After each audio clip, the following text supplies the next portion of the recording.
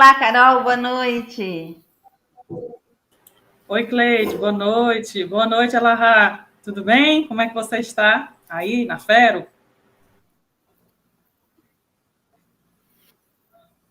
Olá, Elahá, boa noite. Seja bem-vinda aqui na sala da Joana.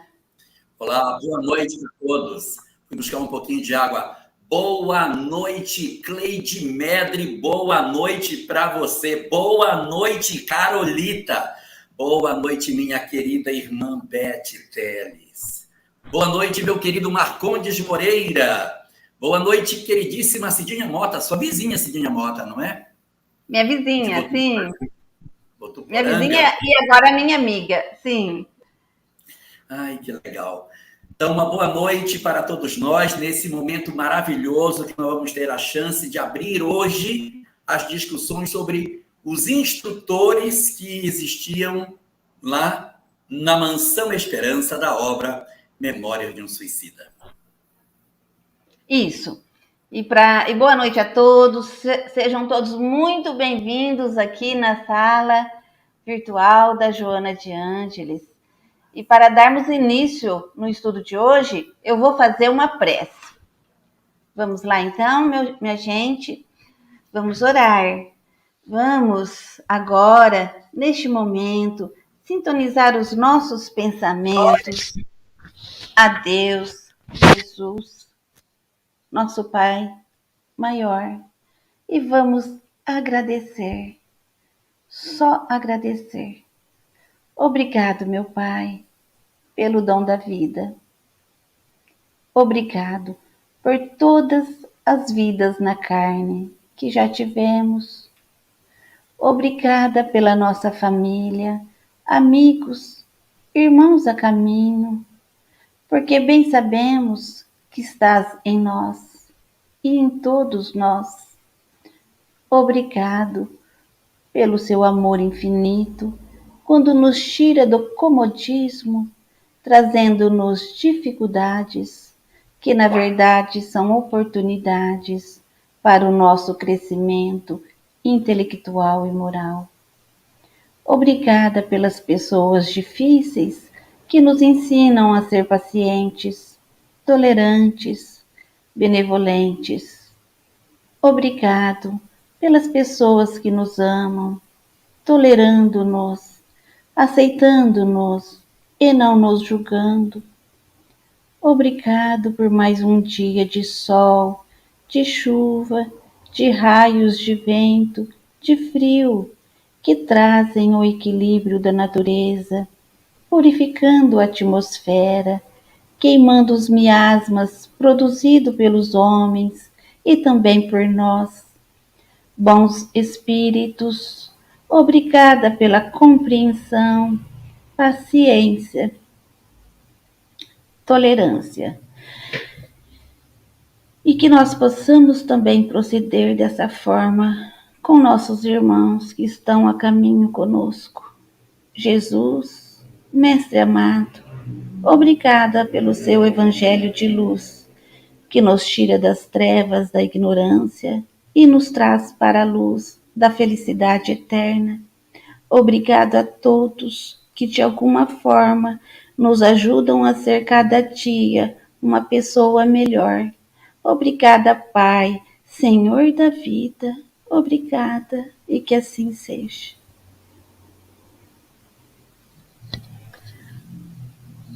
E agora é com vocês. Muito obrigado, Cleide. Eu fico aqui no chat, precisando, é só me chamar. Tá bom. Vamos lá, então. Olá, Carol. Boa noite mais uma vez para você. Como estão as coisas em Paraíso do Tocantins? Boa noite, Elahá. Olha, por aqui está bem calor, bem quente, mas a gente ainda agradece pelo sol, né? A gente ainda agradece o calor. A gente fica vendo aí nossos amigos falando que onde eles moram está fazendo muito frio, muita gente não tem onde dormir, muita gente não tem onde morar, então a gente agradece até esse solzinho que torra a nossa cabeça, né? Mas está tudo bem. E por aí? Aqui também está muito quente. Nesse momento, no horário da nossa live, que são 8 horas da noite em Brasília, estou olhando aqui, o termômetro está 29 graus na cidade, nesse horário, imagina de dia. Mas hoje, Carol, a gente vai fazer um estudo muito particular, e primeiro eu quero agradecer a sua presença aqui conosco nessa noite, que eu pedi para a Cleide, Cleide, preciso de uma pessoa para dividir comigo esse assunto, porque é assim muito rico tudo aquilo que a gente vai ter a chance de ver na nossa noite de hoje. Eu acho que seria muito interessante ter mais uma pessoa aí. A Carol seria uma pessoa espetacular para estar aqui com a gente nesse estudo. Foi aí pedir para que você estivesse. Por quê, gente?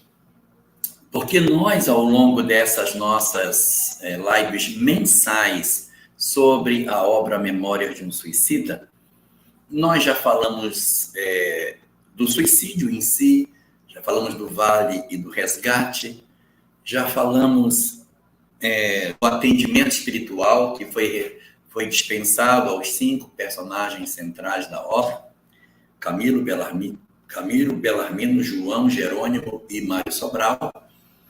E depois nós passamos a uma discussão sobre os departamentos de reencarnação, vimos todos os departamentos da colônia, masculino e feminino.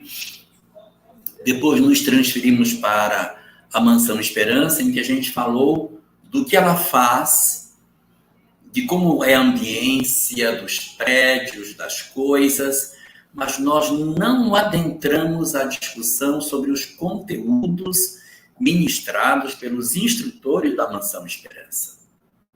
Então, hoje, particularmente, a gente vai se debruçar sobre a história desses instrutores que trabalhavam lá na Mansão Esperança. E aí, Carol, antes de a gente começar especificamente a fala sobre esses instrutores, eu queria ver com você algumas coisas interessantes que a gente tem lá, que foram apresentadas dentro da obra, que nos ensina que, na verdade, essa relação entre os alunos, ela tinha um caráter bem interessante lá, não é? Que eles procuravam fazer as turmas sempre homogêneas. Então, é uma coisa bem curiosa, eles não tratam assim, não, é por idade, não, nós vamos fazer por conhecimento intelectual. Não. Elas têm que ser homogêneas em termos de padrão. Então, as criaturas eram colocadas nas turmas em função da identidade, da proximidade emocional entre os alunos, para que as turmas pudessem ter uma abordagem que fosse mais eficaz. Quando eu pego um outro grupo que é mais frágil, eu tenho um outro tipo de abordagem voltado para esse pessoal. E isso é muito interessante, pela possibilidade de você fazer um aprendizado mais efetivo de acordo com o grupo onde você cai, né? Só interessante a gente lembrar um detalhe, que nesse momento, lá na Mansão da Esperança, o nosso amigo Mário Sobral e o Jerônimo, eles já tinham ficado, né? Que eles já tinham se internado no recolhimento para começar o processo reencarnatório deles. Então, na Mansão Esperança, a gente só vai ter o Camilo, o Bellarmino e o João de Azevedo, só esses 3, não é? E aí, quando eles chegam lá, e aí eles são recebidos, né, por aquela cerimônia de recepção, pelo irmão Sóstenes, né, os instrutores são apresentados a eles, de cara logo, eles já olham para o Epaminondas e já ficam assim, nó, o que será que está esperando a gente com as aulas desse moço, né? Então, assim, mas aí as turmas são... O que o Epaminondas tinha de especial? Porque o Aníbal de Silas, ele tinha a figura de um jovem, né? Ali de aparência jovial, ele era muito doce, ele era amoroso.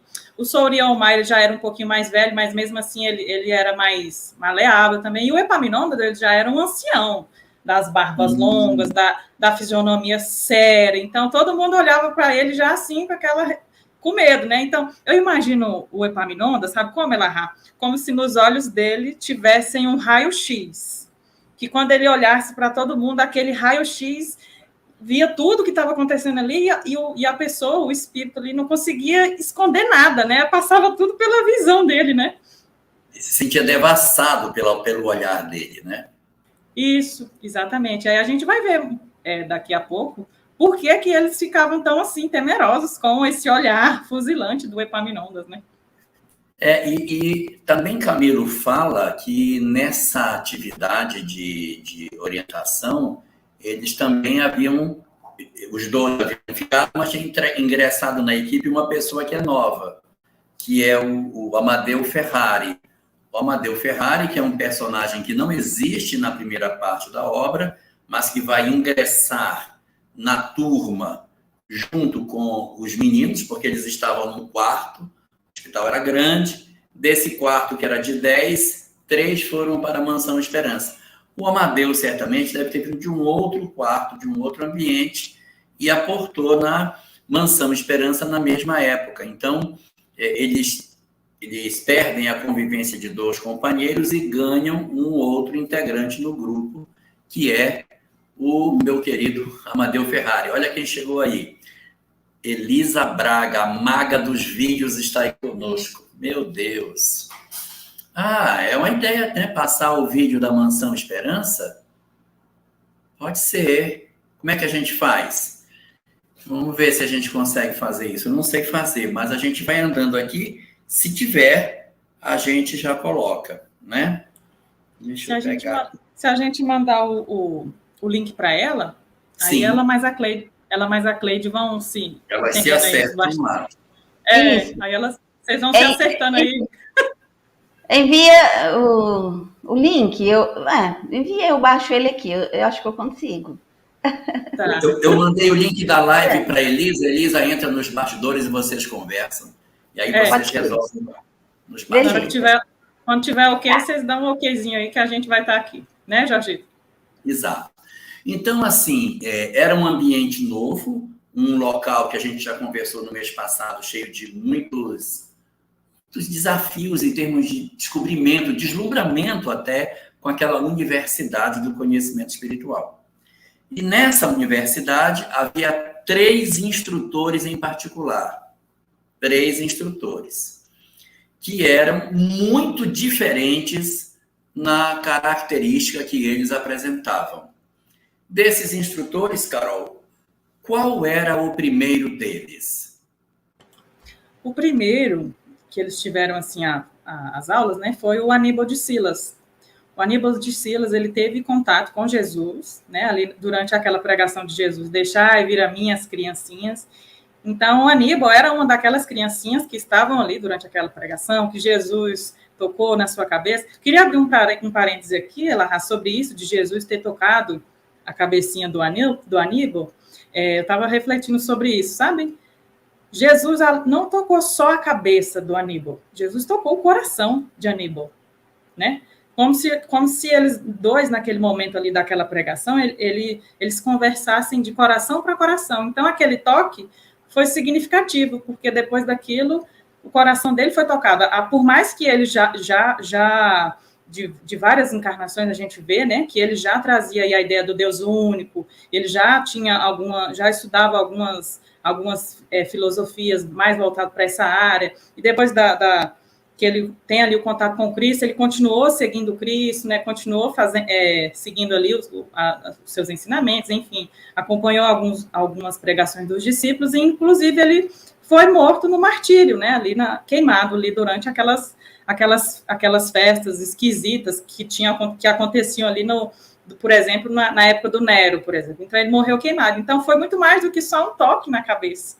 Foi um toque no coração. Então, Aníbal de Silas é um contemporâneo de Jesus, uma criança que Jesus colocou ali, sei lá, no colo, naquele vinde a minhas criancinhas, e que sentiu, assim, o hálito espiritual do próprio Cristo, não é? Nesse momento. Não é Nildin Alencar. Ele chega sentindo isso. E aí, uma coisa interessante, Carol, é que no livro, lá, Memória do Suicida, quando o Camilo vai falar sobre a Mansão Esperança, ele faz uma observação. Ele diz que o nome das pessoas da Mansão Esperança ele trocou. Ele troca. Então, Aníbal talvez não seja Aníbal. Talvez ele não seja de Silas, ele seja outra coisa, a gente não sabe, não é? E também existe um outro aspecto importante, né? Que é o seguinte: Aníbal não é um nome judeu. Aníbal é um nome fenício. Então, seria ele uma criança fenícia que Jesus tocou? Ou teria o Camilo trocado o nome dessa criança por outro, colocando um nome fictício de Aníbal? Mas Aníbal é um personagem muito importante da história da Fenícia, Aníbal de Carchedon.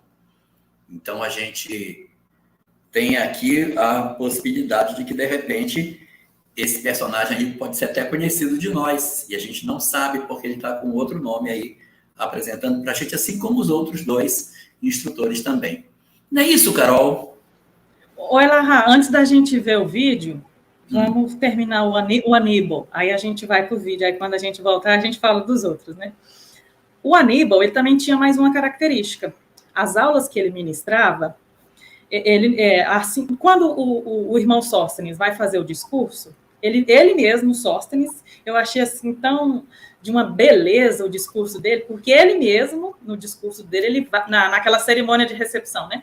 Ele mesmo vai dando as características de cada um deles, o que eles iriam ensinar, o que os nossos amigos iriam aprender durante as aulas.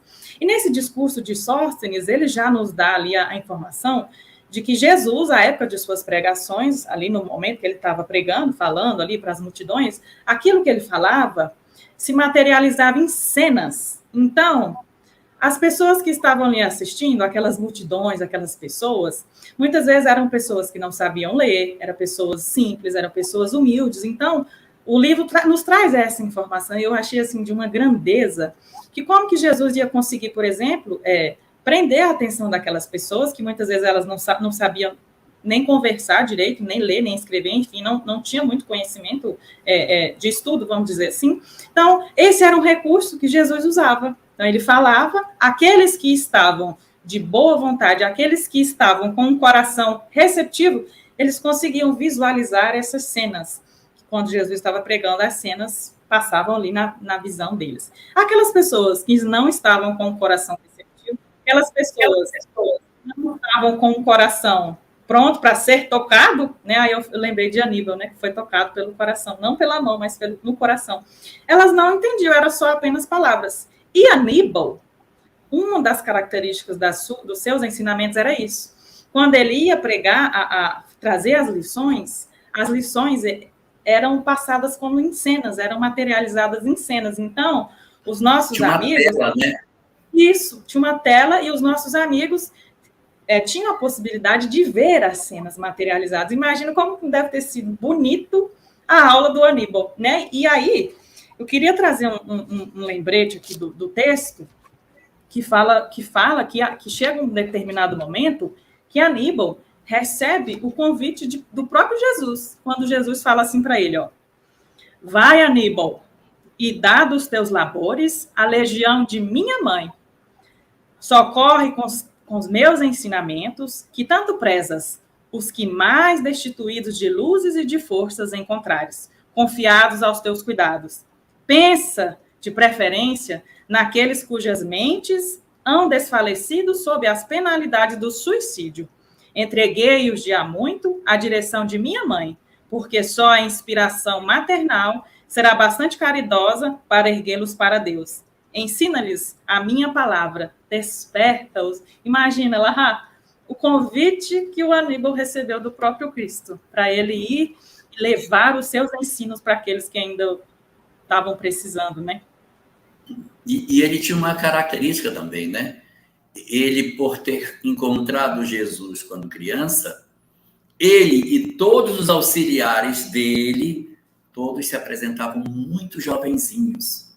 Eles se apresentavam como se fossem, assim, até adolescentes. Então, deve ser, assim, extremamente tocante você ver um adolescente com aquela grandeza de comunicação que Aníbal apresentava, até pelos conteúdos que ele falava, porque os conteúdos dele eram exatamente conteúdos voltados para a questão daquela mensagem de Jesus, né? O conteúdo de Aníbal era tocar a primeira unidade de estudo, que inclusive não foi só assim, passaram muito tempo com Aníbal. Aníbal apresentou Jesus, apresentou a evolução do pensamento religioso, reviu com ele os conhecimentos do Evangelho, aproximou Jesus deles, tirou aquela imagem de um cara sacralizado lá longe e mostrou um Jesus humano misturado com as pessoas, porque ele emprestava uma sensibilidade muito maior para esse momento de aprendizado junto com ele.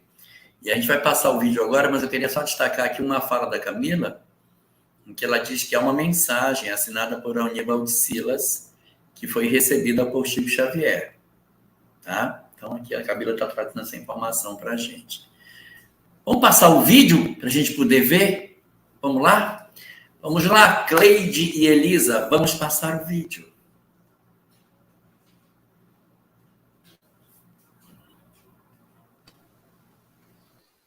É só colocar aqui, Elahá. A Elisa, acho que ela não está aqui. Ó, vou tentar pôr. Do livro Memórias de um Suicida, de Ivone do Amaral Pereira, pelo espírito Camilo Cândido Botelho. Episódio A Cidade Universitária, Mansão Esperança.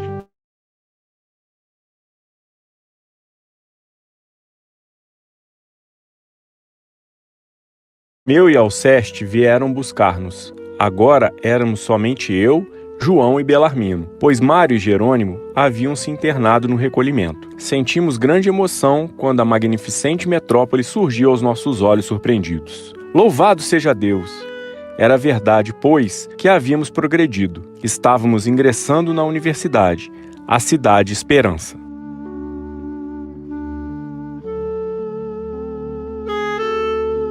Sim, os três amigos finalmente deixavam o complexo hospitalar para darem entrada na Mansão da Esperança, como também era conhecida a cidade universitária ou Cidade da Esperança. Após ingressarem no internato, passaram a noite em ansiosa expectação e na manhã seguinte foram conduzidos ao prédio principal.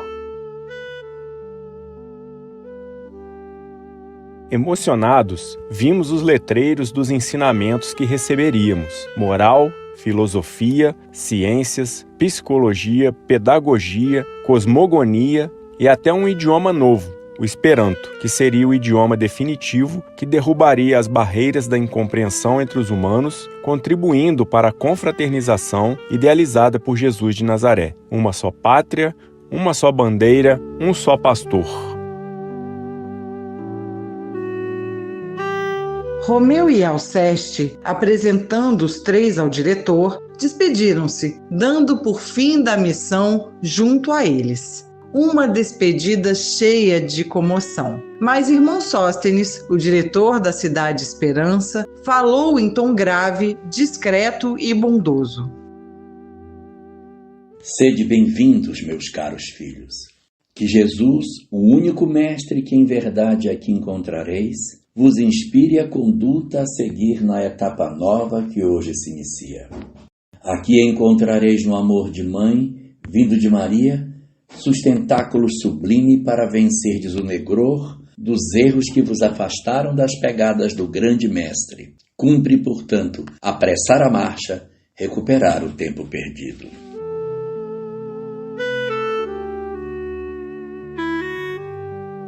Como deveis ter percebido, não sois condenados irremissíveis aos quais a lei universal relegaria à eterna inferioridade do presente. Ao contrário, estamos a participar-vos que tendes o direito de muito esperar da bondade paternal do onipotente Criador, fornecendo-vos honrosamente ensejo de reabilitação certa. Nada conheceis, entretanto, da vida espiritual e urge que a conheçais.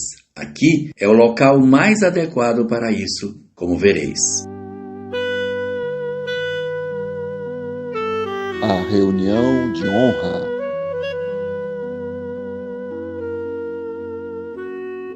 Ainda sob o impacto das palavras de irmão Sóstenes, aproximaram-se de nós 2 damas, convidando-nos para uma reunião de honra para os recém-chegados. Eram Rita de Cássia de Forjás Frazão, uma angelical moça de 15 anos, e Doris Mary Steele da Costa, mãe de nosso querido Joel Steele. Disseram elas que seríamos apresentados aos nossos novos mentores, aqueles que fariam nossa educação definitiva. A turma da qual faziam parte os 3 amigos contava com cerca de 200 pecadores, sendo uma das maiores que no momento havia na Cidade Esperança. Em seu conjunto, contava com um grande contingente de mulheres brasileiras, o que indicava que as estatísticas de suicídios femininos no Brasil eram bem maiores que as de Portugal. A magna reunião seria presidida por irmão Sóstenes.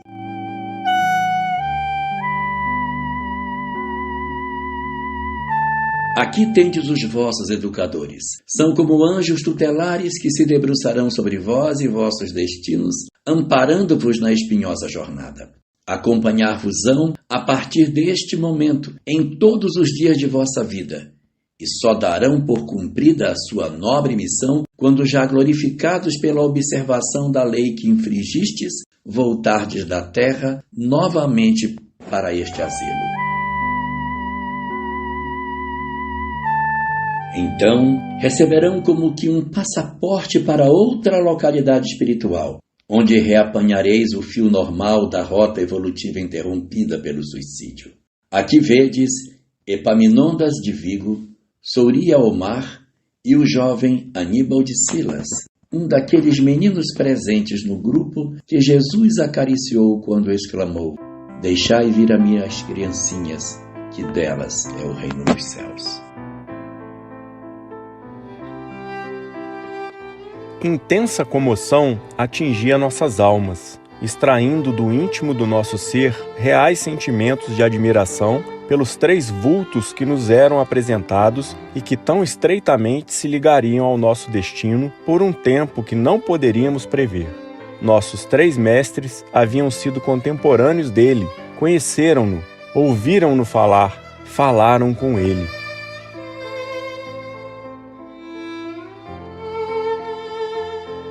Finalizando a reunião, Aníbal orou.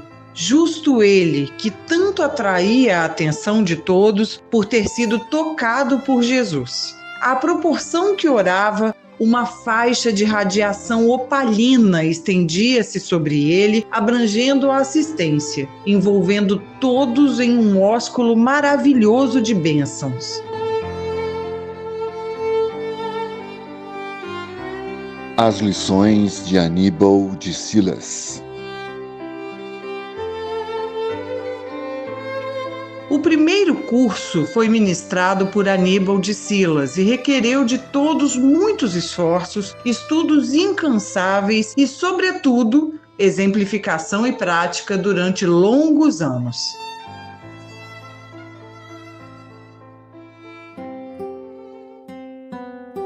Tratava-se da doutrina messiânica. Era a iniciação cristã rigorosamente ministrada de forma a não deixar nos estudantes motivos nem ensejos para futuros deslizes nos campos da moral.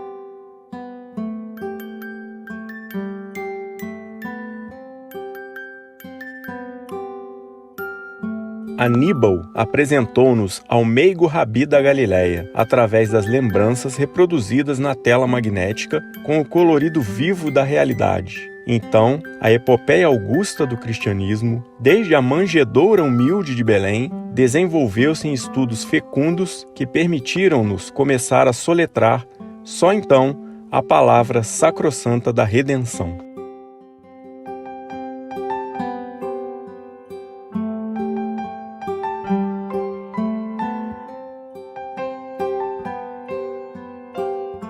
As cenas descritas por Aníbal, que tão bem conhecera a época do advento da Boa Nova, mostravam com clareza impressionante as prédicas inesquecíveis de Jesus e as suas lições resplandecentes da mais elevada e pura moral.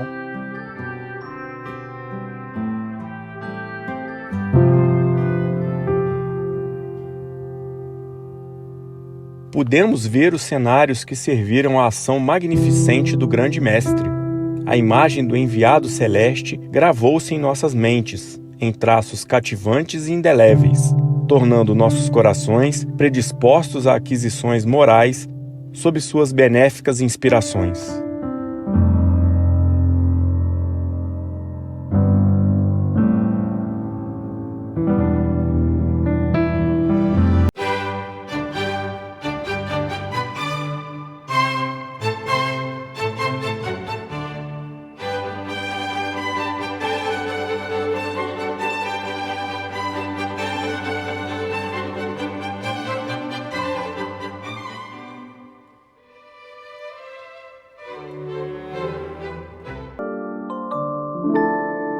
A cada lição do Evangelho, explanada pelo jovem catedrático, os estudantes deveriam apresentar a uma junta examinadora testemunhos da prática entre os humanos e sofredores, bem como análises de temas. Essa junta verificaria o aproveitamento e a compreensão da matéria.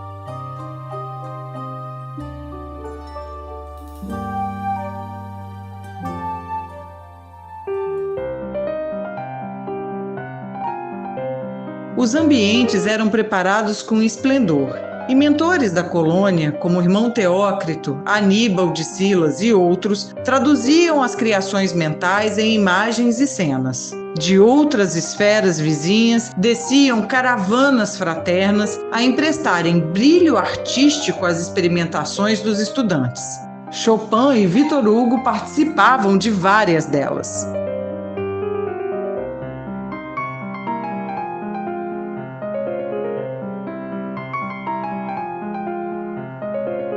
A nós era ensinada uma nova modalidade de servir a Deus, utilizando-se do belo e da beleza que se origina do eterno artista.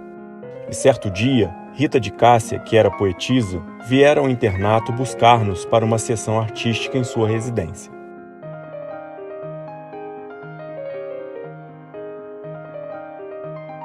Adentramos a mimosa casa e fomos conduzidos a um salão ao ar livre, engrinaldado de rosas, cujo aroma estimulava o senso do belo. Entre os amigos, notamos com prazer Carlos e Roberto de Canalejas, Doris e Joel Stil, a quem a menina parecia render culto fraterno fervoroso, e Ramiro de Guzmán. A jovem anfitriã pediu a Ramiro de Guzmán que tocasse a harpa. Abriu um livro com a mais recente coleção de suas composições poéticas e libadas criações de sua mente voltada para ideais superiores e começou a declamar os versos. O livro era formado por caracteres luminosos que cintilavam.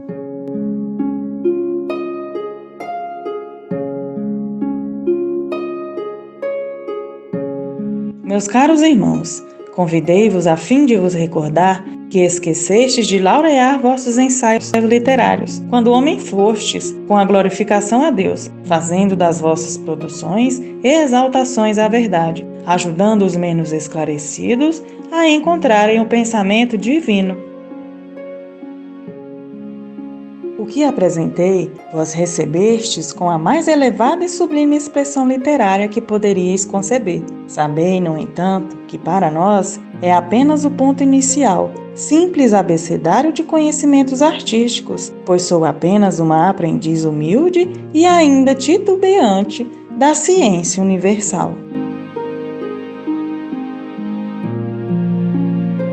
Reflexões.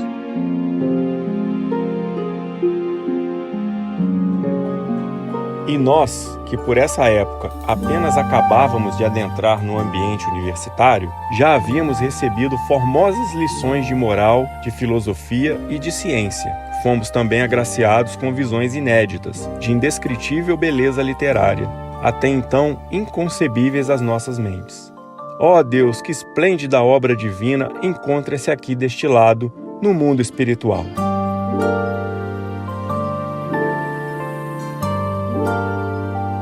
Anotações doutrinárias. Do livro Memórias de um Suicida, parte 3, capítulo 7. O Esperanto, cujo nome simbólico é o mesmo da cidade universitária, isto é, esperança, resolverá problemas até mesmo no além-túmulo, facultando aos espíritos elevados se comunicarem através de obras literárias e científicas, as quais o mundo terreno tende a receber do invisível nos dias por vindouros, servindo-se de médiuns que também se hajam habilitado com mais essa faculdade, a fim de bem atenderem aos imperativos da missão que, em nome do Cristo e por amor da verdade e da redenção humana, deverão exercer. Na Cidade Esperança sucediam-se os concertos e as artes clássicas nas ocasiões festivas, peças musicais perante as quais as mais arrebatadas melodias terrenas empalideceriam, certames poéticos em cenas de declamação, arrebatando os espectadores até ao êxtase. E o idioma seleto de que se utilizavam esses magníficos artistas de todas as pátrias do globo terrestre era o Esperanto.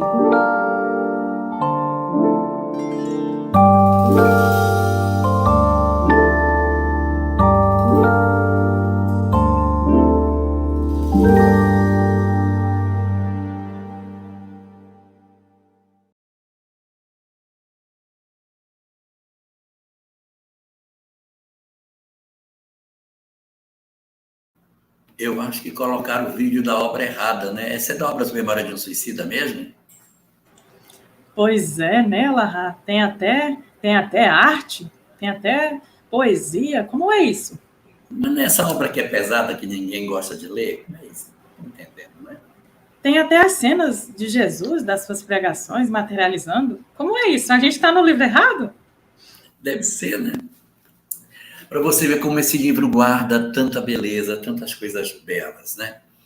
Naquela cena que Aníbal de Silas projeta as suas ideias na tela, é importante observar que isso foi dito num período muito anterior ao nosso, há quase um século atrás, que é quando esse material é recebido por Ivone. Nem existia a ideia de uma tela como essa que a gente tem, e o pessoal instalava a tela. Quando ele chegava nos locais, ele diz que ele vinha seguido de um grupo de jovens, que enquanto ele começava a falar, eles instalavam a tela para que ela projetasse as suas falas. Eles doavam energia também, né? Os auxiliares doavam a sua energia também para conseguir se materializar. Para plasmar as imagens, para dar mais colorido, nitidez e, fundamentalmente, energia daquelas cenas. Porque uma coisa é você assistir no cinema um Jesus lá que aparece, e outra é você ter uma cena como essa em que as energias curadoras, as energias de envolvimento, como que saíssem da cena para envolver os que ouviam. Então é uma coisa maravilhosa. E esses vídeos da Elisa realmente... Outro dia eu estava conversando com uma amiga e ela disse, olha, a Elisa inaugurou uma nova fase no estudo de obras. Porque agora ninguém vai mais querer fazer estudo de obras sem uma visualização de um vídeo mostrando o que é aquele conteúdo que a gente vai ver. Então, esse primeiro instrutor era um instrutor que veio exatamente para acalentar o coração deles, para envolvê-los nas energias que eles precisavam envolver, para que eles pudessem, de certa maneira, ter força, coragem e substância espiritual para o impacto que eles teriam com as aulas que se seguiriam às aulas de Aníbal de Silas, porque Aníbal de Silas vai apresentar o evangelho durante um tempo longo, não é assim, ele foi lá, falou e foi embora. Não, ele revisa o evangelho, ele passa mais de ano, porque eles vão passar ao todo 10 anos com esses 3 instrutores, 10 anos. E Soriomar, que é o último, é menos tempo, porque ele é mais prático, então é uma outra conversa. E ele vai também trabalhando paralelo com eles. Eles tinham, o Soriomar aparece trabalhando acoplado nos trabalhos teóricos, né? Ele era um professor mais prático, professor de laboratório. A gente, quando estuda física na faculdade, tem 2 professores. Tem um professor de sala, que dá aula, e tem um professor de laboratório, que pega aquelas teorias do professor de física e aplica no laboratório lá. Então, aí a gente tem um segundo instrutor, não é? Esse segundo instrutor, Carol, que você estava falando, ele já tem uma figura exatamente o oposto do Aníbal, né? Ele tem uma configuração exatamente inversa dele. Em que sentido? Enquanto o Aníbal era amoroso, né, ali, eu tenho a impressão que o Aníbal exalava amorosidade, sabe? Sabe aquelas pessoas que exalam uma energia boa, assim, que você quer estar perto dela, você sente satisfação de estar perto dela, sem falar nos ensinos que ele levou, né? E aí, quando eles chegam lá na aula do Epaminondas, o Epaminondas já era um ancião, assim, pelo que eu pude captar, assim, né, da sensibilidade do Camilo descrevendo, ele era sério, ele tinha uma aparência, assim, de ser bravo, né, e eu tenho a impressão também que ele tinha aquele olhar que fuzilava, né, assim, que não deixava passar nada. Então, ele já... E era franzino, né? Isso. Era um velhinho franzino. Exatamente. E o Epaminondas, ele também... A gente também tem algumas descrições da história dele, né? Que ele foi construindo ali os seus valores morais ao longo do seu processo reencarnatório, né? Epaminondas foi lá, por exemplo, discípulo de Simão Pedro, né? Então, ele viveu ali naquela época, teve contato ali muito próximo, muito perto com os ensinamentos de Jesus. Só porque o Epaminondas, ele era mais sério, né? Assim, ele era amoroso também, se a gente parar para observar, ele era amoroso. Mas não exalava uma amorosidade igual a Aníbal de Silas, né? Porque o Epaminondas, o foco dele principal era fazer com que as pessoas, os nossos amigos ali, o Camilo e os outros, olhassem para dentro de si. É aquele negócio de voltar para dentro, se conhecer, né? Engolir o orgulho, que o Camilo falava isso. Nossa, o meu medo maior era ter que engolir meu orgulho e ficar de frente, né, comigo mesmo, como se ele fosse defrontado no espelho, né? E, Carol, mas se você pudesse resumir o pensamento de Aníbal de Silas, se você pudesse pegar assim, alguns pontos que representassem bem a ideia dele, o que você poderia trazer para a gente assim, de pontos fundamentais das lições de Aníbal? Primeiro, eu traria que Aníbal nos trouxe as lições que era para que a gente pudesse, e os rapazes também, quando eu falo a gente, é nós todos, né? Para que a gente pudesse sentir a mensagem do Cristo, para a gente colocar ali, se deixar, se permitir sentir, se permitir ser tocado no coração. Porque primeiro Aníbal ensina para os rapazes a oração, né? Ali o seu primeiro encontro com eles, primeira aula, vamos orar. Os rapazes foram aprender o que era orar, por que eles tinham que orar, para que eles tinham que orar. Segundo, o Aníbal mostra, antes de mostrar qualquer aula para eles, Aníbal mostra a sua vida. Porque, antes de tudo, ele queria que os rapazes tivessem confiança nele e que eles tornassem amigos, né? O terceiro, Aníbal, depois de tudo isso, traz ali as vivências de Jesus.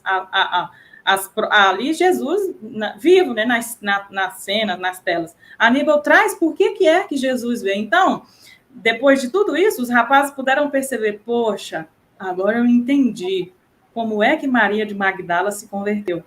Agora eu entendi como é que Paulo de Tarso se converteu. E é justamente isso, o sentir a mensagem, deixar penetrar no coração. Não só tocar na cabeça, né? Enfim, mas tocar no coração. Então, eu falaria que Aníbal é isso, é o sentimento.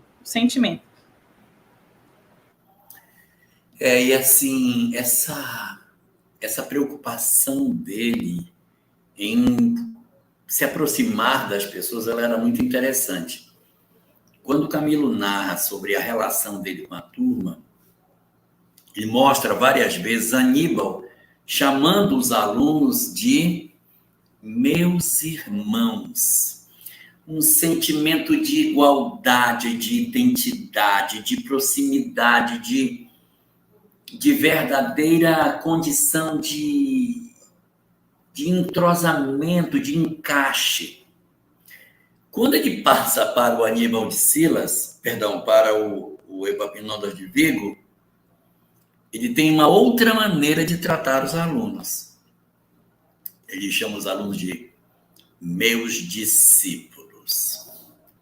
Então, a relação de Epaminondas é uma relação muito mais austera.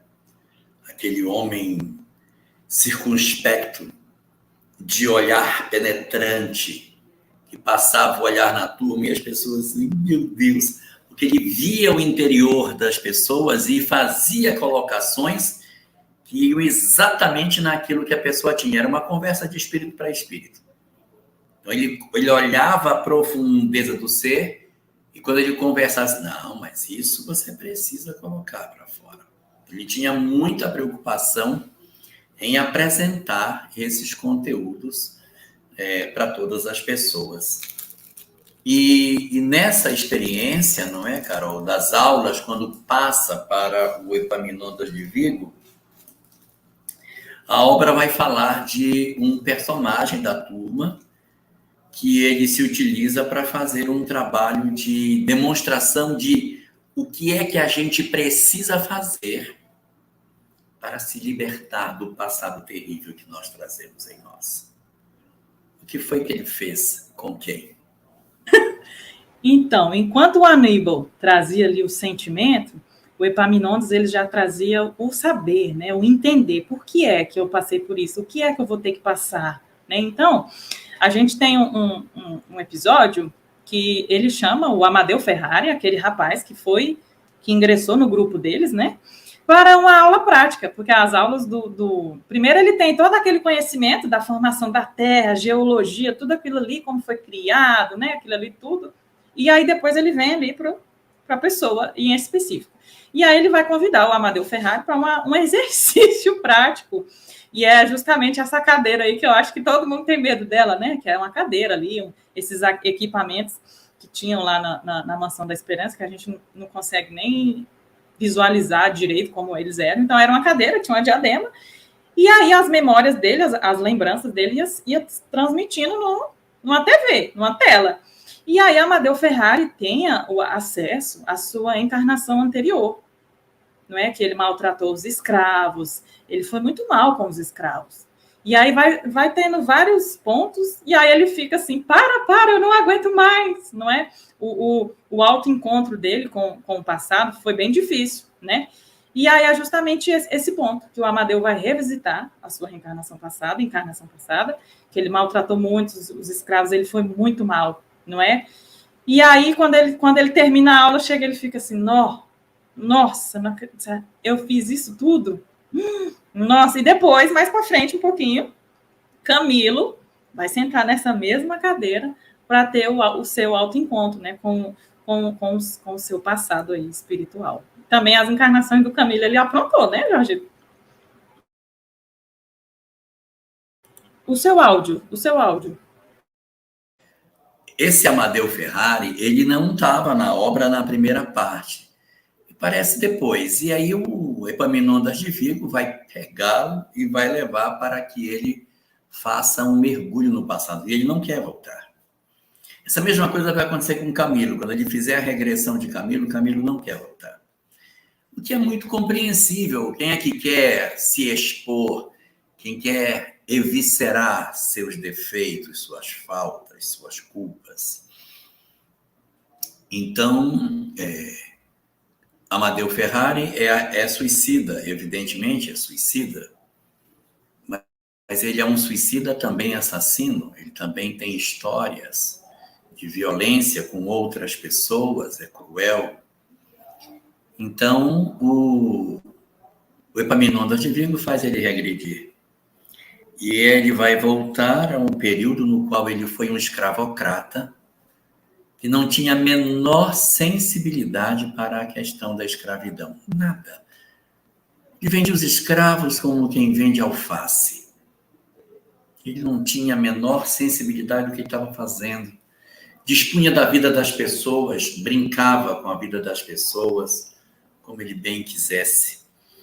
Inclusive, ele tinha o hábito também de, como era muito comum naquele período, né, de abusar das escravas.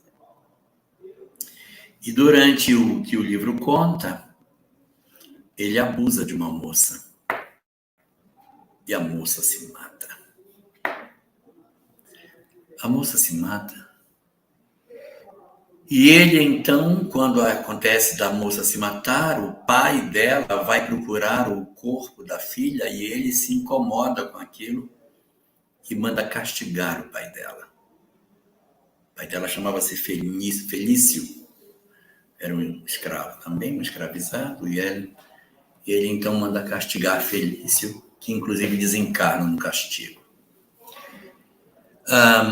Ele, que já tinha tido uma história muito ruim na infância, tinha sido um homem muito perverso durante a infância com seus pais, abandonou seus pais, enganou os pais, trapaceou. Ele acumula uma série de crimes aí, e no final, depois de tantas loucuras que faz, ele acaba cometendo assassinato e suicídio. E ele, então, se transfere para o mundo espiritual numa condição horrível, porque as entidades o perseguem, não é isso, cara? Não é assim que acontece com ele, Carol? É isso. Aqueles espíritos que ele tanto fez mal, agora muitos deles estavam perseguindo ele, né? E interessante que aquele que vai estender a mão para ele, aquele que vai resgatá-lo, aquele que vai socorrê-lo, é justamente o pai da moça, que ele fez tanto mal. E justamente aquele pai da moça que morreu justamente no castigo, não é? E aí, durante a aula, ali, daquele momento da aula, ele vem entrar dentro da sala de aula, né? Vamos falar assim. Ele vem entrar dentro da sala de aula justamente esse escravo, o Felício. E aí, o Felício entra na sala, e aí o Felício transforma ali a sua aparência. E o Felício vai aparecer com a aparência do moço que tinha sido o pai do Amadeu. Então, imagina, ele tem contato com todo o seu passado, ele vê todo esse mal que ele fez para essas pessoas, né? Para todas essas pessoas, inclusive para aquele que havia sido seu pai naquela encarnação enquanto Amadeu. Né? Imagina como ele deve ter ficado desesperado, desorientado, destroçado. Assim, como que eu fui fazer isso? Né? E o interessante é essa capacidade do Epaminondas, que ele vai dentro do indivíduo assim, e ele traz de dentro dele uma série de coisas profundamente dolorosas, mas que é terapêutico, tá? Pode parecer ruim, mas isso é profundamente terapêutico. E aí, quando a gente percebe que a gente está lendo, quando parece assim que é uma coisa ruim, meu Deus, que homem cruel, vai pegar o rapaz, vai moer o rapaz. Mas aquilo é importante para o processo de autoconhecimento. Se a gente fosse puxar as lições de Aníbal de Silas, do Epaminondas de Vigo, você resumiria o pensamento desse instrutor em que partes, Carol? Como que você resumiria ele? Eu resumiria assim: conhece a ti mesmo e ninguém pode nascer de novo, ninguém pode melhorar se não reencarnar, porque o Epaminondas faz isso, né? Para você conseguir identificar o que está errado dentro de você, que mazela que você ainda tem, você tem que se autoconhecer, senão como é que você vai identificar aquilo que precisa ser melhorado? E aí a gente só vai conseguir fazer toda essa transformação quando a gente tiver colocado à prova, que é reencarnar aqui na matéria, na Terra, com todas as dificuldades, com todos os perrengues, com todas as encrencas. E o Aníbal de Silas, ele fazia isso, sentir, e o Epaminondas a parte do conhecer. Por que é que eu tenho que me conhecer? Por que eu preciso voltar para dentro? Por que eu preciso, por exemplo, identificar se eu tenho orgulho dentro de mim? Por que eu tenho que identificar se eu tenho vaidade? Para que é isso? Então, Epaminondas fazia isso, porque a gente só vai conseguir chegar, por exemplo, aos mundos celestes, à perfeição, quando a gente não tiver mais essas mazelas, quando a gente já tiver conseguido vencer todas elas, né? Então, esse processo do autoconhecimento e voltar para dentro de si, ele faz parte do processo. E essa é a grande característica dele, né?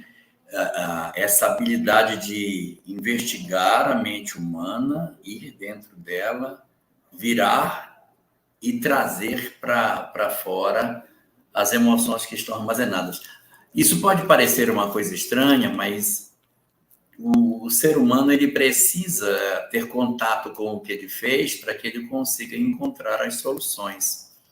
Na obra Nosso Lar, nós temos um momento lá em que Dona Laura e o marido Ricardo, eles estão fazendo uma regressão de 300 anos para poder lembrar o que fizeram para melhorar o trabalho de aproveitamento, né, da próxima encarnação. Então, no caso aqui, o que Epaminondas faz, por um processo hipnótico, é trazer as lembranças que estão sepultadas no inconsciente para que o espírito relembre o que fez e, a partir desse momento, ele consiga dizer: entendi que eu tenho coisas para trabalhar. E aí, no caso do Amadeu Ferrari, tinha a família, tinha a moça que ele havia machucado, tinha o Felício, que ele também tinha responsabilidade, tinha os pais, ele tinha... E o suicídio, além de todas essas coisas. Então, é um indivíduo dentro de uma série de dificuldades aí. Eu não sei se a gente tem o vídeo do Amadeu Ferrari, que a gente pudesse passar. Se tiver, a gente passa. Cadê a Cleide? Cleide está aí? Cadê Cleide? Cadê Cleide? Do livro Memórias de... Tá certo? Ivone do Amaral Pereira, pelo espírito Camilo Cândido Botelho. Episódio A Cidade Universitária. Não é esse, não. Não é esse, não. Esse aí é o que a gente viu ainda agora. A Elisa não colocou o outro. Você conseguiu falar com ela? Ela já está aí, ó. Ela disse que vai pôr. Ela disse que vai pôr. Então tá bom. Pronto, agora já pode.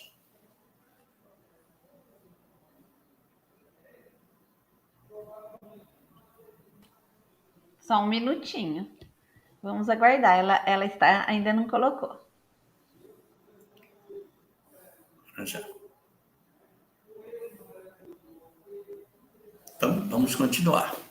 Então, ele tem toda essa característica dentro da forma dele atuar, e ele vai fazer depois a mesma coisa com o Camilo, que é uma história ainda muito mais intensa, muito mais forte, que é o que vai acontecer com o Camilo.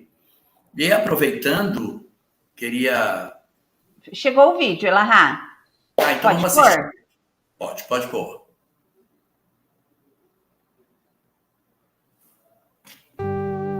Do livro Memórias de um Suicida, de Ivone do Amaral Pereira, pelo espírito Camilo Cândido Botelho. Episódio Epaminondas de Vigo e o caso de Amadeu Ferrari. O educador Epaminondas de Vigo. Em um dos encantadores prédios da Cidade Esperança, encontrava-se a Escola de Ciências. Majestoso e severo em suas linhas arquitetônicas, ostentava o célebre preceito grego: homem, conhece-te a ti mesmo. E havia outra, não menos célebre, sentença cristã: ninguém entrará no reino de Deus se não renascer de novo. Além do curso com Aníbal de Silas sobre a moral cristã, estudávamos a ciência universal com o venerando educador Epaminondas de Vigo, espírito cuja rigidez de costumes e virtudes inatacáveis infundiam-nos respeito e também pavor. Em suas aulas, havia necessidade de estudarmos a nós próprios, aprendendo a nos conhecermos intimamente. Passaríamos por exames pessoais melindrosos, com minúcias aterrorizantes para o nosso orgulho e a nossa vaidade, expondo paixões daninhas que haviam ajudado na nossa queda para o abismo, bem como de nossos pares, dando-nos a oportunidade de dissecar o caráter e a consciência de irmãos e irmãs de infortúnio, aumentando nosso conhecimento da alma humana. Tais aulas eram tão necessárias ao nosso desenvolvimento psíquico quanto eram as de Aníbal.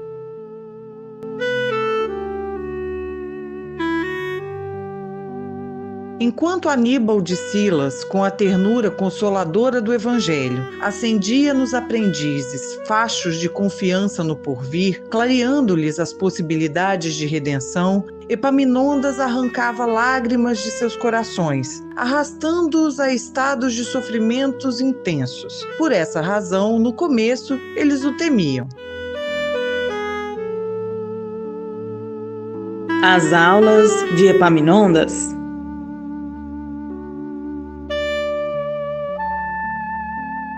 Cumpre, em primeiro lugar, aprender-vos os ensinos morais do Evangelho do Redentor, os únicos capazes de sanearem de algum modo vossa mente e vosso caráter das vilezas que congestionam vossas faculdades mentais, a fim de que possais adquirir critério suficiente para só então atingir-vos outros esclarecimentos. Assim, apresentar-vos-ei o nascimento e a progressão lenta e esplendente do globo terrestre.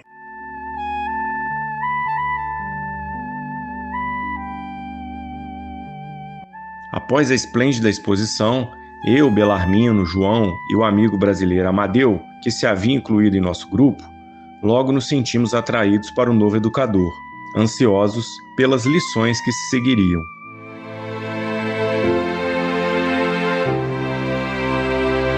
Assim foi que o respeitável ancião ministrou-lhes através de cenas vívidas e reais toda a história da evolução através de matérias como gênese planetária, a evolução do ser, imortalidade e faculdades da alma, a lei das vidas sucessivas ou reencarnação, medicina psíquica, magnetismo, psicologia, etc.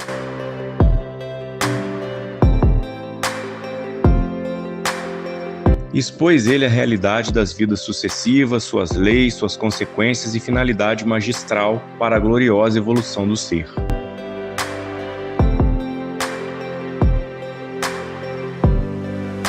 Voltamos, destarte, ao Vale Sinistro, integrando as caravanas de socorro, e ali tivemos ocasião de auxiliar irmãos nossos imersos na mesma situação de calamidade que tão bem conhecíamos, examinando-os, junto com os nossos mestres, para vermos se estariam em condições de alçarem até o departamento da colônia que lhes caberia.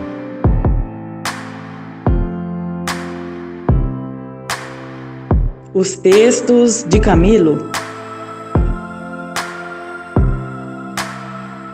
Com os conhecimentos que adquiríamos, cumpria-nos apresentar trabalhos construídos por nós próprios. Daí surgiu a criação de minhas novelas e a ansiedade de ditar obras aos médiuns, pois, durante as aulas práticas, havia permissão para fazê-lo. Daí nosso sacrifício de tentarmos, durante cerca de 30 anos, escrever algo que, a um só tempo, testemunhasse a Deus nosso reconhecimento pelo muito que sua misericórdia nos permitia e o desejo de relatar aos nossos irmãos encarcerados nas dores terrenas o que o além lhes reservava.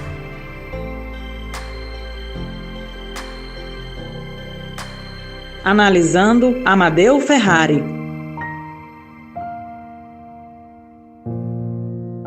Em uma certa aula, Epaminondas disse que nenhuma tentativa para o reerguimento moral seria eficiente se os seus discípulos continuassem presos à ignorância sobre si mesmos. Ele os chamava de discípulos, ao contrário de Aníbal, que os tratava por irmãos, pois impunha-lhes um trato disciplinar. Apontando para alguém da assembleia, demonstrando autoridade, travou com ele o diálogo a seguir. O vosso nome, caro discípulo, e onde residis antes de aqui ingressardes? Amadeu Ferrari. Vivia em uma cidade no Brasil. Por que procurastes abandonar vosso destino, cuja finalidade deve ser a unidade com Jesus, nosso Redentor, confiando a ilusão de um suicídio? Não sabíeis que praticáveis um crime contra Deus Pai, visto que todos trazemos centelhas do Criador em nós? Julgáveis porventura poder aniquilar os elementos da vida existente em vós, em vida que justamente é eterna porque a recebeste do eterno Criador? Felizmente, Senhor, foi apenas um pesadelo, uma alucinação. Eu não me pude matar, embora eu desejasse, pois que estou vivo, vivo, vivo. Louvado seja Deus, estou vivo. Reitero a interrogação, Amadeu Ferrari. Por que desejastes desaparecer da presença de vós mesmo e de vossos semelhantes, quando o poema do universo cantava ao vosso redor o sacrossanto dever dos compromissos que deve habilitar a alma para o reinado da imortalidade? É que eu desanimei, mas responderei aqui, em presença de toda essa assistência. Estarei, pois, novamente defrontando um tribunal. Existe, sim, um tribunal e todos vós o defrontais. É a vossa consciência que inicia o despertar da longa letargia que há séculos a mantém chumbada às mais deploráveis inconsequências. É imprescindível que eu, autorizado pelos poderes máximos do meu e do vosso Redentor, vos oriente a fim de que, examinando-a, aprendais a vos despojardes do orgulho que vos tem cegado, impedindo que reconheçais a soberania das leis que regem os destinos da humanidade. Senhor, lancei mão de quantias que me foram confiadas, muito embora o fizesse tentando recuperar a saúde, pois a ameaça tenebrosa de um câncer desorientava-me. A quantia era avultada. Eu era bancário.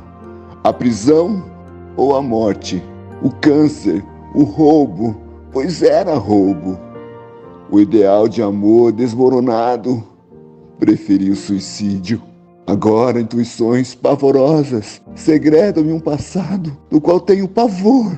Oh, Jesus de Nazaré, misericórdia. Eu tremo e vacilo. Não compreendo bem.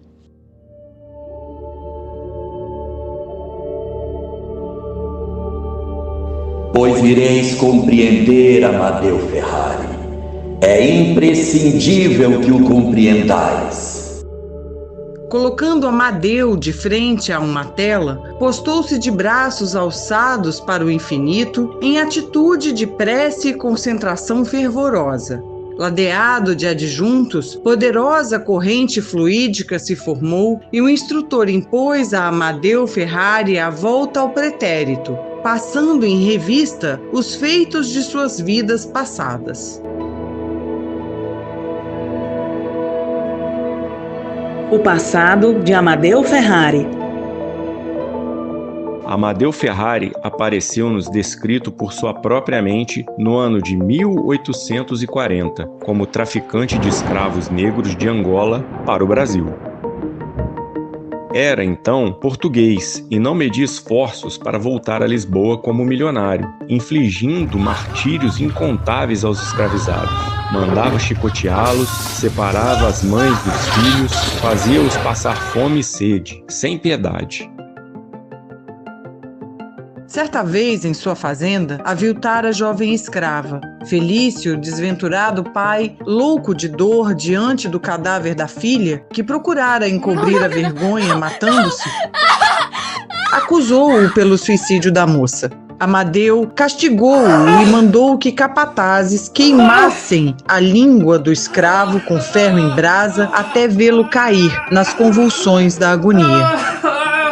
Morto o pai escravo, passaram-se os anos. O grande senhor esquecera-o como aos demais, absorvido pelos prazeres da boa sorte. Voltara à Europa feliz, bem visto e considerado pela riqueza vinda do trabalho que fizera na terra de Santa Cruz.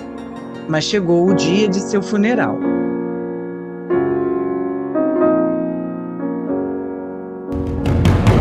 Agora, eis que se apresenta o além-túmulo para Amadeu. Vimo-lo a debater-se, perdido em pleno sertão africano, atacado por hedionda falange de fantasmas negros sedentos de vingança, que vinham pedir-lhe contas dos desgraçados compatriotas por ele escravizados. Eram os pais, as mães e os filhos ultrajados, e todos lhe pediam contas dos martírios que sofreram. A aprisionaram seu espírito no seio das florestas tenebrosas e martirizaram-no por sua vez.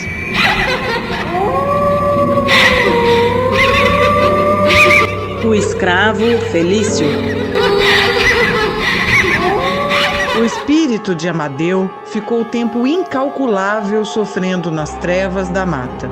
Os rugidos de feras, os bramidos dos fantasmas, a sede, a fome, o frio, o pavor acabaram enlouquecendo-o. Mas um certo dia, quando estava exausto em pleno terror, eis que se lhe estende uma mão amiga. Era o escravo Felício, que vinha lentamente, sereno, não mais torturado pelo ferro em brasa, porém compassivo, dizendo-lhe: Vem, Ioiô, levanta, vamos embora.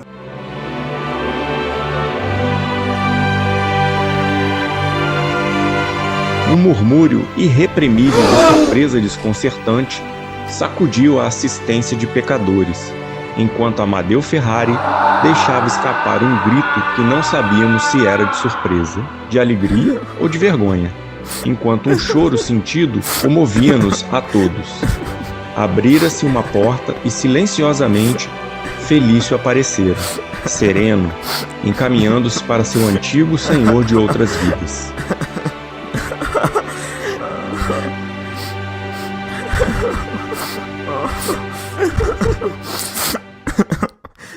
Oh, meu Deus! Felício! Felício! Perdoe-me! Perdoe-me! Eu perdoo-te, Amadeu. Deus é misericordioso.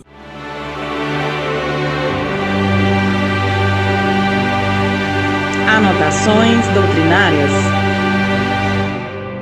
Do livro Memórias de um Suicida, parte 3, capítulo 3. A sociedade brasileira sofre hoje e sofrerá ainda por espaço de tempo que estará ao seu alcance o dilatar ou reduzir as consequências das iniquidades que em plena era cristã permitiu fossem cometidas em seu seio, a escravização de seres humanos. Como foi crime coletivo, será a coletividade que expiará e reparará o grande martírio infligido a uma raça carecedora do amparo fraternal da civilização cristã. Ainda ecoam na espiritualidade os brados angustiosos de milhares de corações torturados que, durante o dobrar dos decênios, se compungiram ante a infâmia de que foram vítimas. Por isso, eis a grande pátria sul-americana debatendo-se contra problemas complexos. Sua sociedade em pelejas dolorosas consigo própria, vitimada por um acúmulo de agravos que a desorienta. E assim prosseguirá até que a voz celeste dos missionários do Senhor a oriente para a finalidade apaziguadora no trabalho sublime da reconciliação por amor do Cristo de Deus. Quando, pensativos e silenciosos, deixamos o recinto, onde tão sublime mistério nos fora desvendado, repercutia nos refolhos de nossa alma esta profunda e inenarrável impressão. Ó Deus de misericórdia, sede bendito por nos terdes concedido a lei da reencarnação.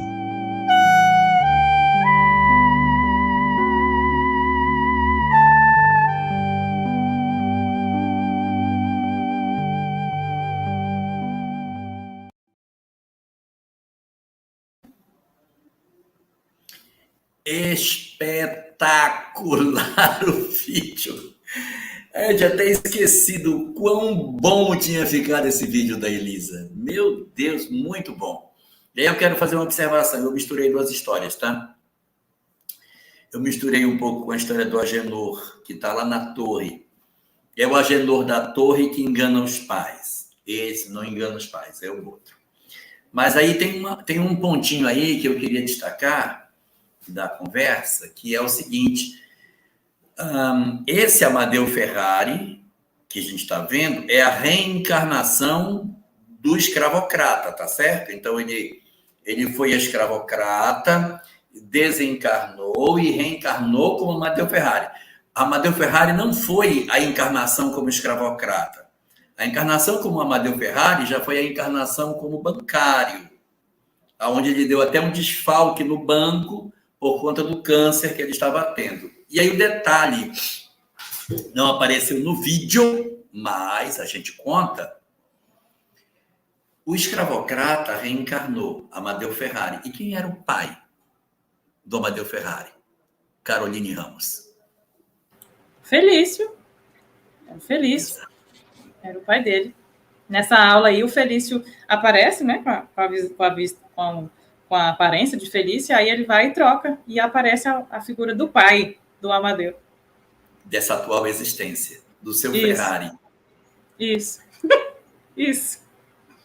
E aí é a grande revelação, porque é a prova aí que a Camila estava até colocando, né, que o Felício daria uma boa palestra sobre perdão, é a prova cabal do perdão, porque ele vai dar a vida para aquele que tirou a vida dele.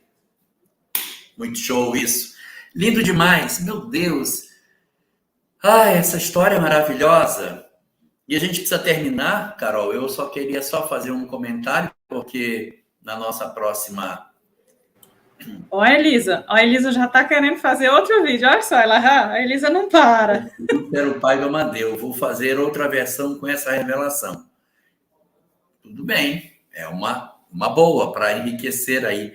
Mas o vídeo ficou muito bom. Nossa, o vídeo... Cidinha. Epaminondas não é brincadeira, não. Sim, o Amadeu tentou escapar. Vocês viram que ele disse, não, mas eu não me matei, eu estou vivo, eu pensei... Quer dizer, querendo enganar o Epaminondas, entendeu? É muita ingenuidade se querer enganar, né? E aí a gente vai ter esses dois personagens, e eu quero aproveitar só para comentar do terceiro. Suriomar, ele não era um professor teórico, ele era um professor prático. Então, a estratégia de ensino do Suriomar era assim, muito bem. Estudaram campo. Então, ele era um professor de campo. E vai aparecer nas aulas do Suriomar uma coisa impressionantemente reveladora. Ele vai dizer o seguinte, que aí é bom todo mundo ficar atento para isso que eu vou falar. A obra diz que o Suriomar pegava os alunos e levava os alunos para o Vale dos Suicidas. Até apareceu um certo momento lá no vídeo. Ele pegava os alunos e levava para o Vale. O que fazer no Vale? Avaliar os internos, para saber entre aqueles que estavam no Vale, qual já estariam em condições de serem recolhidos para a instituição. Só que ele diz o seguinte, eles tentavam, segredavam coisas nos ouvidos deles, ensinavam, falavam, envolviam, e eles não percebiam. Então, vamos guardar essa informação para que a gente não diga assim, os caras ficam lá no Vale, são depositados no Vale, esperando que um dia eles possam ser atendidos. Não, existe um trabalho permanente de visita, socorro, consolo, mas eles não vêm. E isso é muito interessante, para que a gente não pense que é um depósito de espíritos. Não, bota esse pessoal aí, vamos deixar queimar o fluido vital, daqui a 20 anos a gente volta, ver quem é que está bom aí para a gente levar. Não, os egressos voltam para atender os que estavam. E para que isso? Duplo fim. Para que eles pratiquem a caridade e isso faça bem para o coração deles, para que eles não esqueçam as lancinantes dores relativas ao suicídio, para que essas almas estejam impregnadas da compreensão de que o suicídio não é uma boa prática. Então, volta. Faz tanto tempo que vocês saíram de lá, volta e revisita os espaços sombrios aonde vocês viveram tanto tempo. E tenta dizer a eles aquilo que você tem vontade de dizer. Então, nessa hora em que você percebe a dinâmica do socorro espiritual que o Suriomar fazia, você vai perceber que havia todo um trabalho prático. Eles iam para o vale, eles iam para o hospital também. Eles também eram auxiliares de enfermagem lá no hospital. Não, já está melhorzinho, então vai cuidar de quem está piorzinho. E isso é lindo, porque não é uma coisa de dizer assim, não, vocês não podem ajudar, que vocês são doentes e não podem. Isso é lindo, gente. Uma coisa que a gente não faz na casa espírita. Eu conheço várias casas espíritas que chega no dia da sopa, as pessoas não podem nem cortar uma cenoura. Elas ficam todas sentadas esperando ser servido.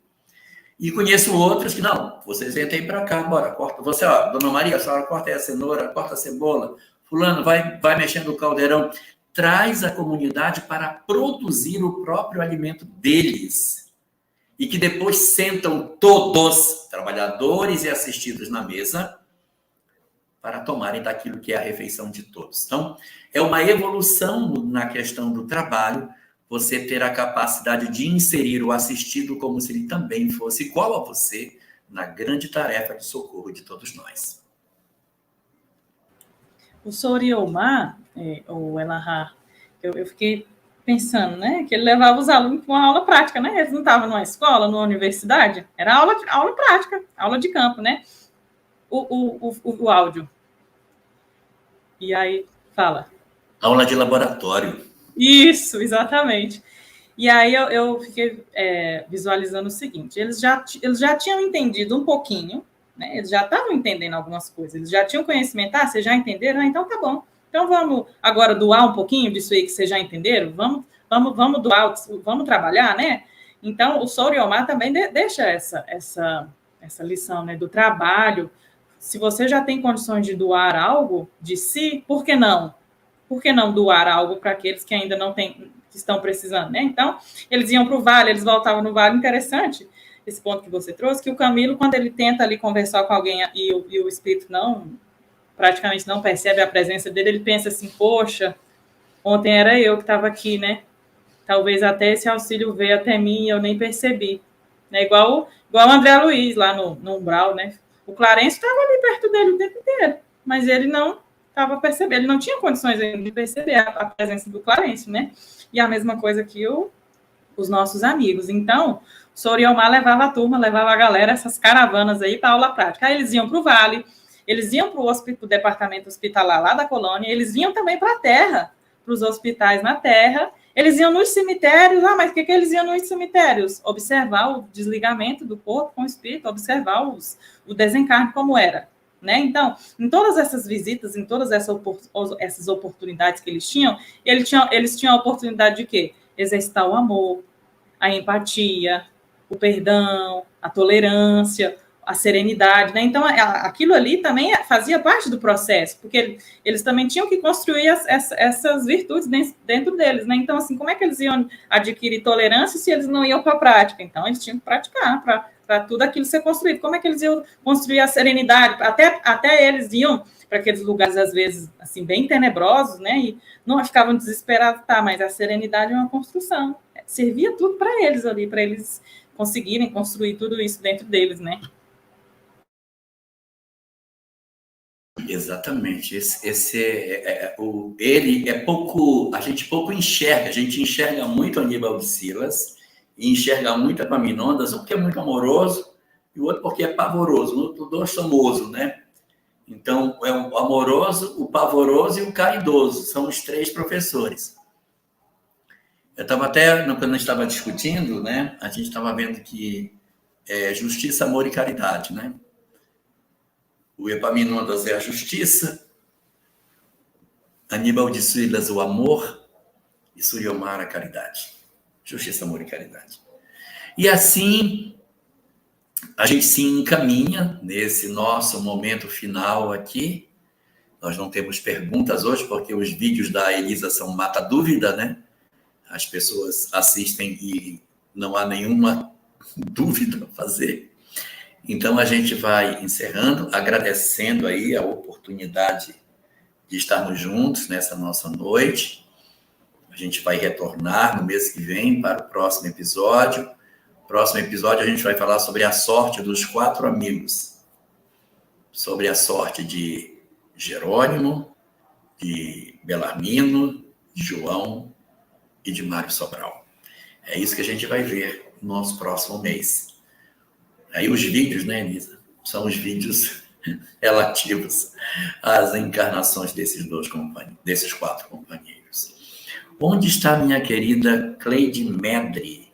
Onde estará ela? Será que ela se recuperou? Me fez chorar. Estou chorando até agora. Muita emoção, né? Nossa, uma energia fora do normal, fora do comum. Olha, para você ver, essa obra é uma obra colossal, sabia? Às vezes a gente vende essa obra de maneira muito negativa dentro do movimento espírita. Muito negativa. Essa obra é pesada, essa é uma obra terrível. É verdade que os 2 primeiros capítulos dela são mais fortes. Mas o que vem depois é muito fascinante. Então, é muito importante que a gente consiga fazer trabalhos como esse, principalmente nesse momento que a gente está vivendo, em que as taxas de suicídio têm crescido tanto, gente. Cada vez estão mais elevadas as taxas e elas estão crescendo, tá? Estão crescendo em idades que não existia com tanta frequência antes, tá? Que havia uma predominância do suicídio na infância, né? Perdão, na adolescência. A período era na adolescência. Tinha um pouco de suicídio na idade adulta, quando havia falência, essas coisas. O que está acontecendo? Ele está criando hoje 2 picos. Um pico na adolescência, na juventude, né?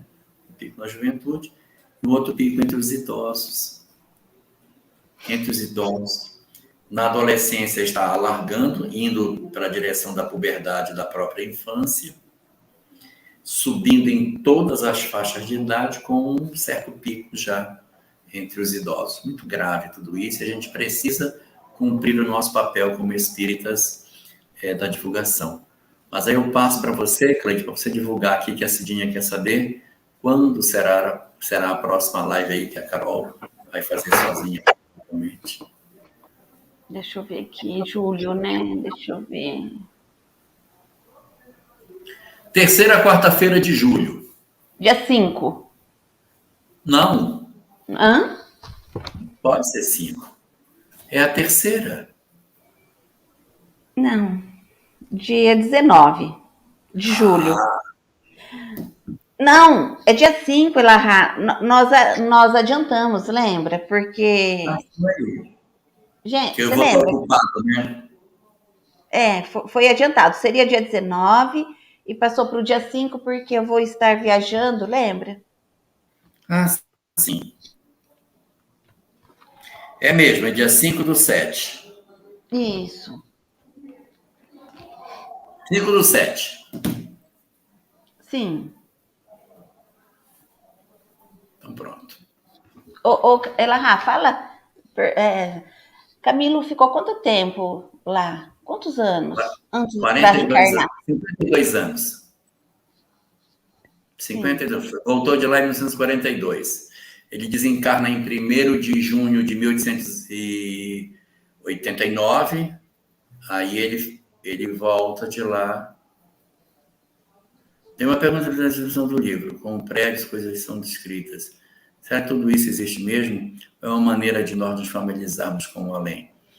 Olha, Graziele, poderia até a gente ter essa hipótese, mas existe uma quantidade tão grande de pessoas que desencarnam e que contam coisas semelhantes. Eu recomendaria a você a leitura de um livro bem fininho chamado Em Louvor da Vida, de Lourival Cefali, um companheiro nosso, espírita, que desencarna. Ele era médico oncologista e desencarna de câncer. Eu vou contar só uma cena do livro. Ele desencarna e não percebe que desencarnou. Aí ele desperta no mundo espiritual. Aí ele não sabe que ele está morto. Ele olha pela janela e vê uma paisagem estranha. Essa paisagem não é no Brasil. Onde é que eu estou? Aí ele deduz. Eu passei mal e os meus familiares me trouxeram para a Inglaterra. Isso aqui parece a Inglaterra. E eu acho que eu fui para a Inglaterra. Eu passei mal, estou na Inglaterra. É isso aí. Ou será que eu morri? Aí ele pega o lençol da cama e olha. e vê a trama do tecido.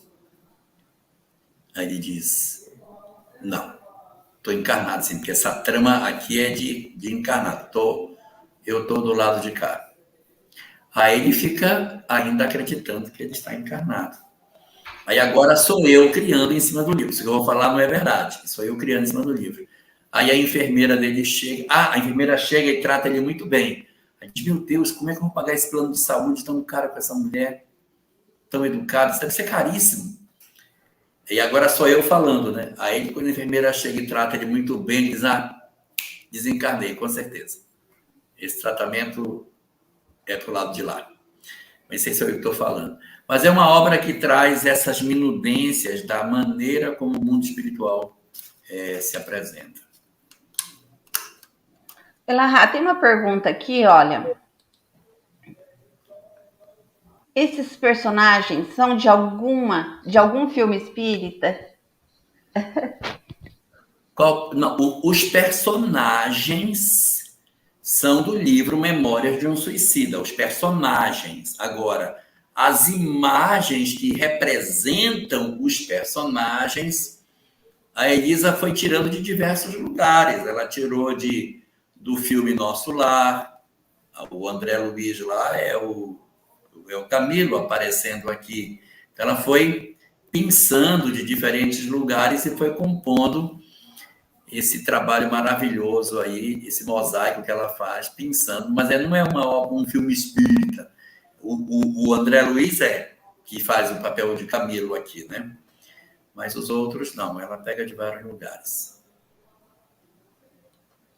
Elahá, nós não temos mais perguntas aqui. Então, nós podemos pensar em encerrar.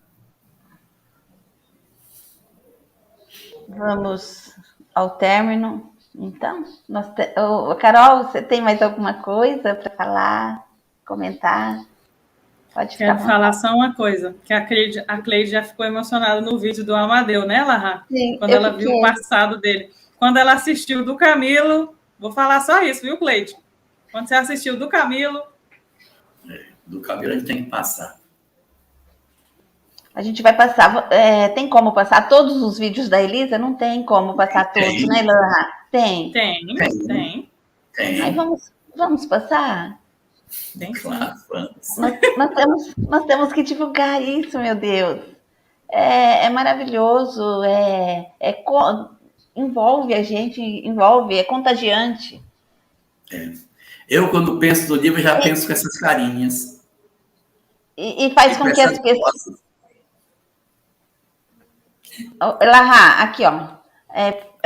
Por gentileza, repete o nome do livro. Eu vou escrever aqui no chat. O livro é Em Louvor da Vida. E esse aqui também é o livro que a gente está estudando. Memórias de um Suicida. O livro que estamos... É o livro da live. Isso, Em Louvor da Vida. Lourival Cefali. Eu vou escrever o nome dele aqui. É Lourival... Ó, Cleide. A Elisa respondeu aí, ó. Ela disse que pega os personagens de vários filmes, aquela dúvida da nossa companheira, né? Diversos filmes e diversos atores e atrizes. Então, ela vai futricando aí na internet e vai montando os vídeos. Então, mas são vídeos feitos pela Elisa. Sim. Enquanto eu assistia, passava um filme aqui na minha cabeça. A Elisa poderia fazer os vídeos há 2000 anos. Vai ficar perfeito, né? Essa é a meta para 24, tá? Vai ser perfeito. Nossa. Enquanto eu via, já ia passando um filminho na minha cabeça. Eu falei, vou falar para a Elisa. É bom porque agora eu falo aqui ao público para todo mundo ouvir. De repente, para fazer o Memória há 2000 anos, a gente pode montar uma equipezinha para ajudar a Elisa, que ela tem muito trabalho sozinha. Ela pode criar um timezinho, né? E aí ela vai facilitando, porque é muito trabalhoso, né? Fazer. Sim. Nós ajudaremos ela, com certeza. Mas tem a gente para ajudar. Olha, nós estamos sendo acompanhados aqui por Estamos aqui com 88 pessoas. Estamos aqui muito gratos com todos vocês aqui, muito agradecidos. É uma live maravilhosa, de muito aprendizado, de muito ensinamento, que envolve a todos nós, envolve os nossos corações, não é? Deixa eu contar para você. Nós vamos fazer as demais obras de Dona Ivone, a gente já fez várias, vamos fazer as demais. Depois vamos fazer o livro Boa Nova. Depois vamos fazer os livros do Emmanuel. E muito provavelmente depois a gente faz, se estivermos ainda encarnados, vamos fazer a série do Manuel Filomeno. Pense Manuel Filomeno, todo trabalhado no vídeo. Espetacular. Maravilhoso. Vamos ver. O Senhor dirá. Sim. Vamos, então, ao nosso encerramento, né? Agradecer a todos que estão aqui conosco. Carol, você quer fazer despedir dos nossos internautas? Depois o Elahá faz a prece final. Tem mais alguma coisa para falar? Pode falar, gente. Fiquem à vontade aqui. Não. Hoje nós estamos reflexivos aqui com o vídeo do Amadeu, né? Está todo mundo reflexivo. Joga a gente para dentro. Muito impactante. E depois com as aulas do Epaminondas, então a gente está bem reflexivo, né? Então, olha quem está aqui, Carol Hagel. Olha, um abraço para ela, para todos os nossos amigos que participaram. Hoje eu vi que tinha umas amigas minhas aqui de Paraíso, então eu fico muito feliz quando a gente vem, quando a gente vê os rostinhos, os nomezinhos conhecidos, os não conhecidos também. Então, é uma alegria fazer parte desse trabalho, aprender junto, né? Porque aqui a gente vai aprendendo todo mundo junto. E é só gratidão mesmo pela oportunidade, Cleide, Jorgito. É só isso mesmo. Eu também agradeço muito a todos. Elahá, faz a nossa prece. Faço, sim. Vamos orar. Senhor dos nossos corações, oferece-nos a capacidade de compreendermos a tua justiça mesclada de misericórdia, aproximando as nossas almas desse conhecimento extraordinário que descerra diante dos nossos olhos a extraordinária presença do teu amor derramado por sobre toda a criação. Ensina-nos, Senhor da vida, a compreendermos que tu nos amas de maneira tão profunda que nos ofereces as reiteradas oportunidades a fim de que consigamos quebrar as algemas multimilenares que nos impedem ainda de sentir a plenitude do amor nas nossas almas frágeis e ainda tão imantadas aos interesses terrenos. Deixa, Senhor, com que os nossos corações cansados de sofrer consigam, enfim, perceber a necessidade do amor para que verdadeiramente sejamos felizes. Ensina-nos a descobrir que somente através da capacidade de nos voltarmos para as tuas leis extraordinárias estaremos estabelecendo os caminhos que nos conduzirão à paz e à felicidade que tu reservas às almas que te servem. Senhor, o quanto te agradecemos por isso. O quanto te agradecemos por haveres criado leis tão extraordinárias e de nos haveres oferecido o conhecimento dessas leis para que as vendas dos nossos olhos pudessem ser retiradas e pudéssemos contemplar o que tu desejas de nós. O que tu esperas que façamos com o tempo na carne que nos ofereceste. Para que através do conhecimento espírita, nós sejamos capazes de bendizer o corpo que tu nos ofereceste, com as limitações que ele tem.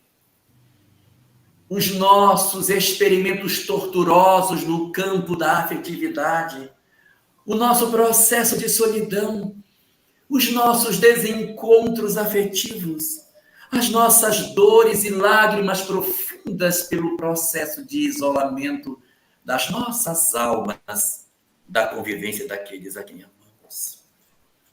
A chance de reinterpretarmos as experiências domésticas, o cotidiano familiar e a razão pela qual os fios invisíveis de tua sabedoria extraordinária nos vinculou àqueles a quem chamamos de parentes, mas que, em verdade, não passam de espírito com os quais possuímos vínculos multimilenares e que hoje comparecem no estreito espaço dos nossos lares para o exercício do amor, para o desabrochar dos sentimentos que levam à felicidade, assim como também para a consolidação dos afetos, para que nós pudéssemos perceber que o amor verdadeiramente existe.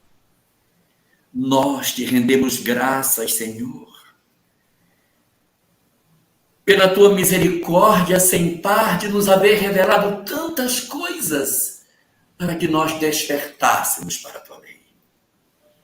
E por isso, curvados aos teus pés, nós te agradecemos penhoradamente e te pedimos que nos auxilies para que não apenas compreendamos isso, mas consigamos avançar, inspirados nas lições não somente de Aníbal de Silas, não somente nas lições de Epaminondas em nos autoconhecer e entender, mas convoca Suryaumar para nos fazer adentrar no grande campo da ação verdadeira, transformando verdadeiramente as nossas vidas e oferecendo nossas mãos, nossos corações, tudo de nós, na perspectiva de construirmos rumos novos para as nossas vidas.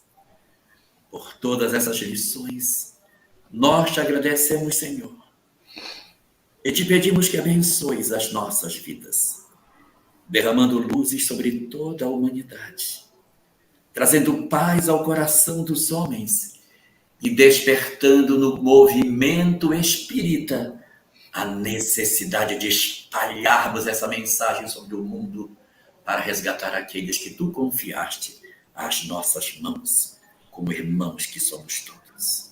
Obrigado assim, Senhor. Protege as nossas almas e guarda os nossos corações na tua infinita paz. Que assim seja.